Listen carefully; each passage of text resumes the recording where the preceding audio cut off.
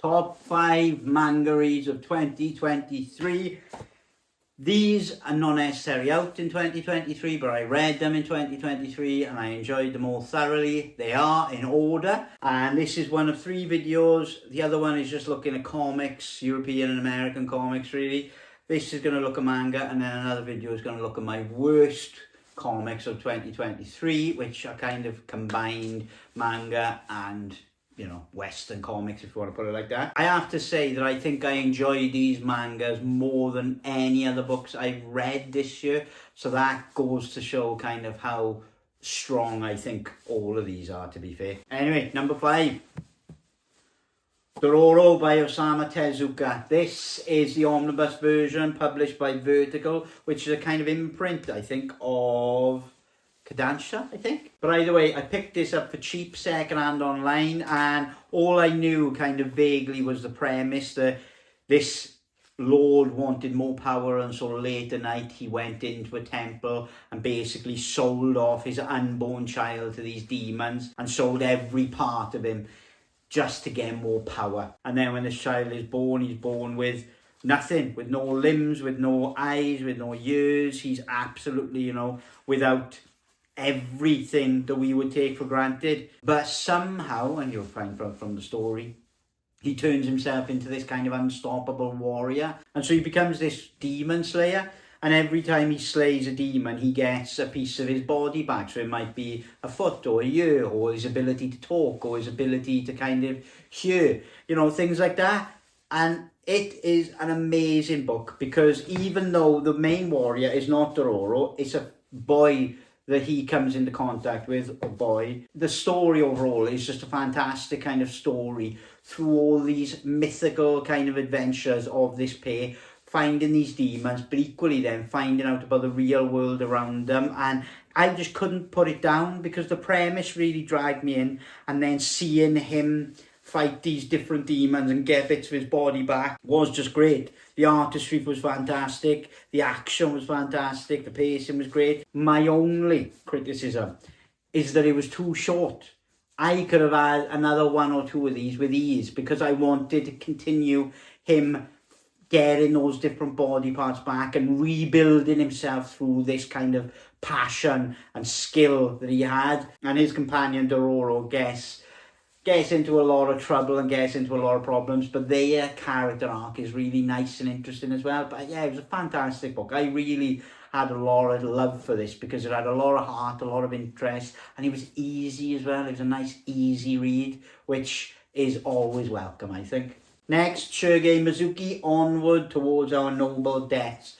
Now, in 2022, I think my best read of 2022 was certainly Showa, History of Japan. All 4 of those volumes that Drone and Quarterly had brought out, and they were by Mizuki as well.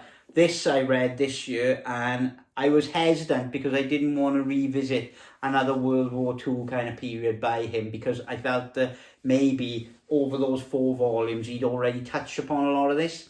But I was quite wrong, even though he does, because both of them have hints of this kind of autobiographical nature.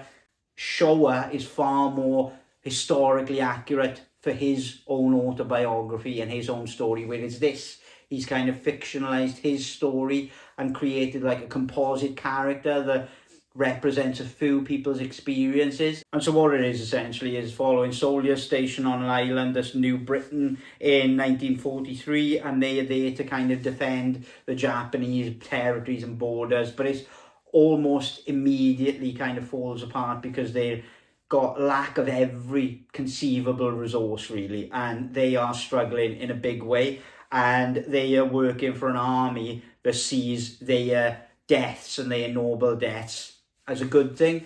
But then they're all like, well, why am I dying for this? Why am I stuck here sitting doing nothing, going through this for what? And they're questioning kind of everything. And so it goes through the day-to-day running of the camp, you know, how the battalion gets ever smaller. But I did a video on this a while back, and you can certainly have a look at that. I'll go more in depth and in detail on that. But this was such a great read, and such a kind of emotional and impactful read, because it comes across massively how stupid warfare is really, and how ultimately kind of it's very unrewarding for the most part and very ridiculous. To see this from the Japanese perspective as well is always interesting, because growing up in Britain, you get an abundance of it from this perspective. So reversing that around is always really kind of interesting, because it puts a different slant on a lot of different assumptions that you might have. But a great read, and watch that other video for more details on that really. Number 5 by Taiyo Matsumoto. I was putting this one off because I bought it a while back, and I bought all 4 volumes of these Viz signature editions. But I really like Taiyo Matsumoto. I love Cats of the Louvre. I loved, Tech on Concrete. My favourite is Ping Pong, and still is Ping Pong, even though this is probably a close second, I'll be honest with you. I was hesitant because a lot of people said about the kind of abstract, psychedelic nature of this book. But basically, there are people with special abilities, and they are trained, and they have various jobs in this kind of dystopian-like strange future where, hybrid animals are created and all these types of things. And you realise going through it that these people were kind of genetically altered in different ways to perform different tasks. And number 5 is this great assassin. But number 5 essentially starts off killing all the people that he was associated with. You don't know why, and you don't know kind of the reasons behind all this thing, and you're thrown into this world really kind of quickly, and you don't understand it until quite late on really. That's why you've got to kind of stay with it and not expect it all to be spoon-fed to you. It's a book that rewards the reader, that sticks with him massively, because the world it creates is so diverse and interesting, and plagued by science kind of corrupting things, and the average human really struggling in this environment. One thing that really blew me away was his action scenes. How he kind of creates action scenes and how he paces them was just phenomenal. It was just such a wonderful thing to behold, watching how he paces and how he panels action scenes. And I love a good story that it doesn't kind of spoon feed you. It allows that world to develop at its own pace, and allows you to find out the motives of number 5 and why he's doing all these things. And equally, is he in the right? Is he in the wrong? Are you following the bad guy or the good guy? Or is there no bad guys or good guys? And all of that story kind of develops as you go on. I really just enjoyed the journey, the world building. Again, Taiyo Matsumoto is operating on a different level. The world he creates in Tech on Concrete, the kind of emotion and grounded realism and heart and love that he creates in Ping Pong, the imaginative world he creates in Cats of the Louvre, all of these books, are just so interesting in how he kind of takes what would be something that you've heard before, genetically altered humans, and just changes it and just turns it on its head and makes it into something that feels new and fresh and interesting. And I really enjoyed this massively. Number 5 is number 3. Good luck. Full Metal Alchemist. Second time that I've read volumes 1 to 17 of the Full Metal editions. But when I had volume 18 in 2023, I started reading the whole thing again with the end, and I loved it. The story of Edward and Alfonso Lyric is just fabulous. Full Metal Alchemist is one of these things that you start off and it feels almost kind of childlike in its innocence, but you're intrigued by it. But then the deeper the plot goes and the more you're introduced to the characters, the more you realise just how deep and dark this kind of plot and the world that you're in is, and how messed up it is. Essentially, alchemy is a reality, and it's used with using different techniques, and people battle with it and can create things out of seemingly thin air, but not, because there's an equal transaction in all these things. But the main characters are fascinating.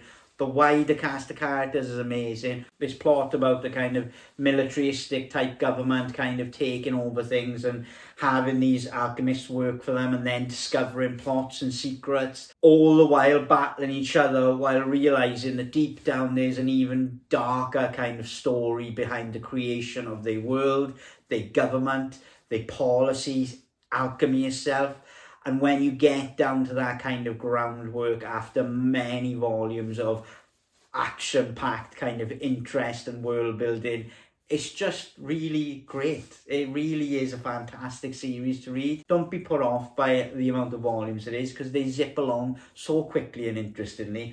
And again, the artistry by Hiromu Arakawa is just phenomenal. She never fails to impress, and her plotting, her storylines, everything. It's just got the right pace to it. It reveals his secrets right at the right time. It allows kind of certain characters to be on top for a bit before pulling them down and changing them. Like Edward, for example, you know, he's portrayed in the first couple of volumes as being really ridiculously strong.